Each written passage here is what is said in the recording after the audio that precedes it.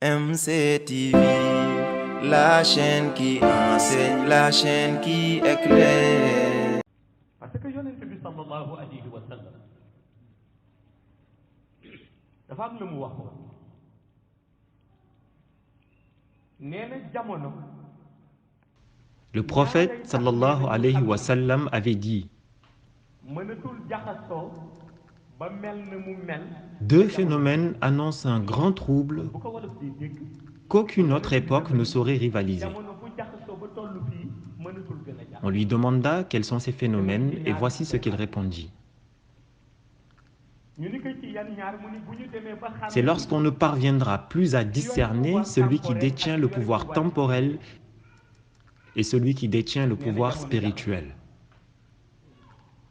waaye mu mel ni it wax Autrement dit, et d'une part, mooy pouvoir temporel dafa am le pouvoir temporel concerne les décisions prises par les gouvernements en place gouvernement bi jël ko ak ñu mu àndal.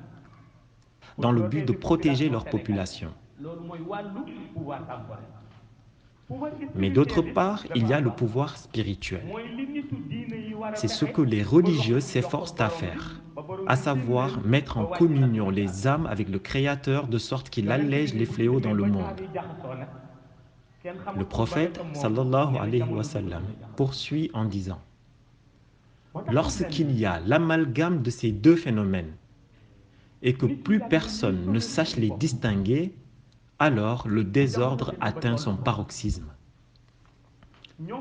Par conséquent, les hommes de Dieu qui se sauvent du danger de cette époque ne vont compter ni sur le pouvoir temporel, ni sur le pouvoir spirituel, mais sur le mystique.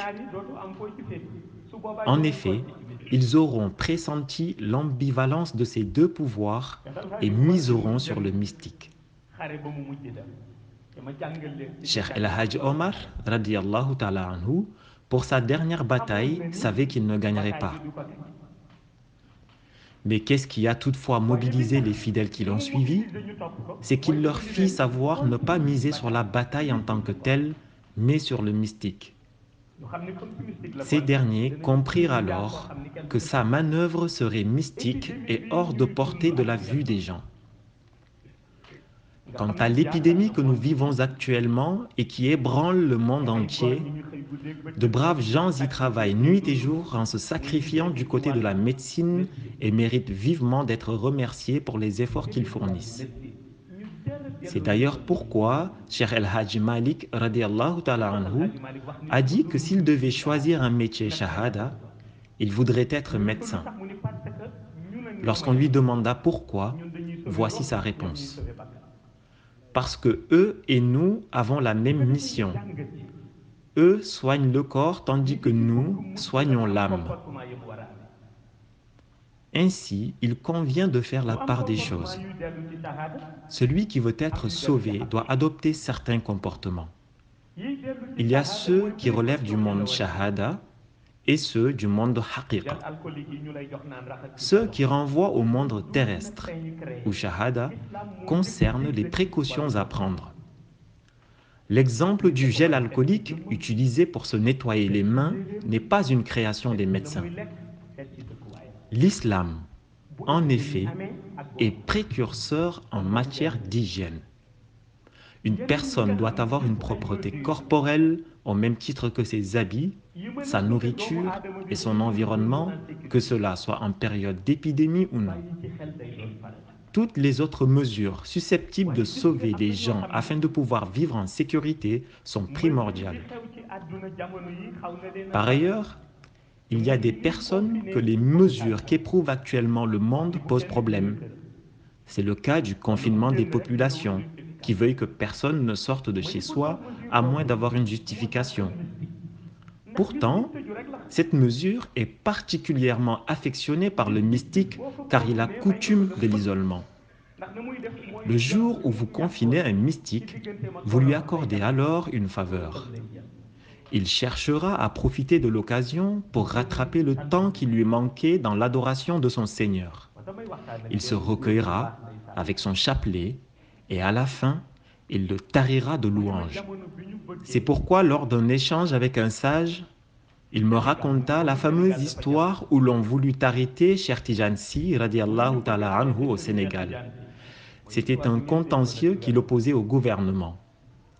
Un homme vint alors voir le président Senghor, lui suggérant de ne surtout pas l'emprisonner, et ce, contre l'avis de tous ses conseillers. Lorsqu'on lui demanda pourquoi, il répondit « Si jamais vous le mettez en prison, tout ce qu'il désirait avant d'y entrer, il l'obtiendra en sortant, parce qu'on n'emprisonne pas un mystique. » Le confinement que nous vivons en cette période, les mystiques doivent savoir en profiter. Évidemment, celui qui méconnaît la prière, ou tenir un chapelet, ou adorer le Seigneur, si vous lui obstruez ne serait-ce qu'un jour le soleil, il sera en détresse. En revanche, celui qui à peine le soleil vient-il de poindre, qu'il s'enferme aussitôt, muni de son chapelet pour s'adonner à ses zikrs, si vous lui dites qu'il y a une épidémie et de ne pas sortir, il s'en réjouira. Tout musulman voulant éviter que cette période soit vécue comme une pression doit veiller à cela. Jusque-là, dans notre pays, nous n'en sommes peut-être qu'à de la prévention. Mais nous avons des compatriotes dans des pays comme l'Italie, qui a dépassé en nombre de morts la Chine, ou des pays comme la France, bien plus exposés que nous. Eux, nos compatriotes sénégalais, ne peuvent pas sortir de chez eux. Alors quiconque se plaint dans notre pays en pensant à ces gens doit pouvoir endurer la situation. Ceci concerne donc le cadre shahada. Pour ce qui est du cadre haqiqa, Dieu qui fait descendre une maladie est également celui qui en fait guérir. Tout ce qu'on s'évertue à faire n'est que prévention en réalité. Quant à la mort, nul ne peut la prévenir. Ce qui peut amener un musulman à vivre une épidémie avec dignité, c'est de se souvenir des compagnons du prophète, sallallahu alayhi wa sallam. Il ne s'agissait pas d'épidémie, mais de flèches qui foisonnent de toutes parts. Tandis que le prophète, sallallahu alayhi wa sallam, faisait monter la garde par un premier groupe afin d'accomplir la prière. Une fois terminé, les rôles étaient inversés. Les dites gardes faisaient à leur tour la prière, pendant que les autres veillaient sous une pluie de flèches. Un musulman se doit donc de garder son honneur et sa dignité.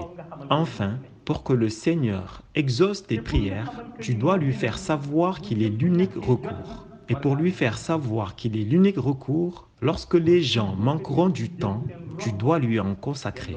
Il faut que les gens s'en remettent au Seigneur quant à leur âme, car il est le Créateur. Qu'ils s'en remettent au Seigneur quant à leur cœur, car il est le Créateur. Qu'ils s'en remettent au Seigneur quant à leur organisme, car il est le Créateur.